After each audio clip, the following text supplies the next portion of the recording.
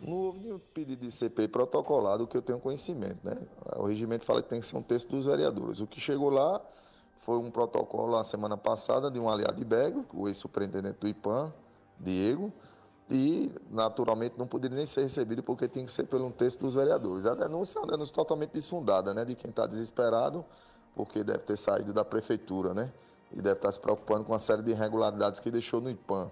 Então, essa denúncia que estão falando de uns colchões que foram entregues por desvio de finalidade, não, segundo a secretária disse a mim, que os colchões foi todo atendido dentro da legalidade, a pedido inclusive do próprio MP, que destinou as pessoas que estavam dentro de uma escola abandonada, né, e numa invasão, e foram doadas e está tudo documentado lá.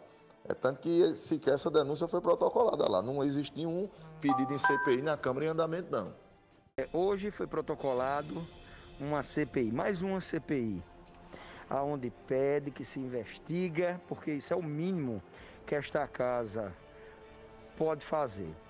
E ultimamente tem sido omissa em não receber as denúncias, para que possa ser investigado e realmente punido, se necessário, o vereador que está sentado aí na cadeira do prefeito, Jefferson Kita.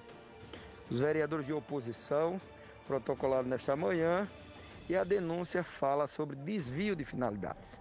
Eu apresentei um requerimento, o vereador Adriano Martins, apresentei um requerimento solicitando a compra de colchões para serem distribuídos nos locais aonde abrigam nesse momento as pessoas, os moradores de rua que estão passando pelo Covid-19. O Ministério Público também solicitou. Foi feito na época de Berg essa aquisição desses colchões com essa finalidade e houve um desvio. Inclusive a secretária, ou melhor dizendo, a secretária adjunta da Ação Social, porque até hoje Bahia, não, depois de Jefferson Kita, não tem uma secretária de Ação Social, mesmo num momento tão delicado como esse que passamos, da pandemia. A secretária adjunta aqui em uma sessão da LDO acabou de informar, quando eu a perguntei, por que fizeram isso. E ela disse que foi um pedido do Ministério Público. Eu disse, o Ministério Público pediu que fosse, disse, não, o Ministério Público pediu que a gente atendesse duas comunidades. Eu disse, por que não foi comprado para essa finalidade que o Ministério Público pediu? Porque essa outra aqui tinha uma outra finalidade. E o que se diz em Bahia é que foi entregue aleatoriamente a quem eles quiseram entregar.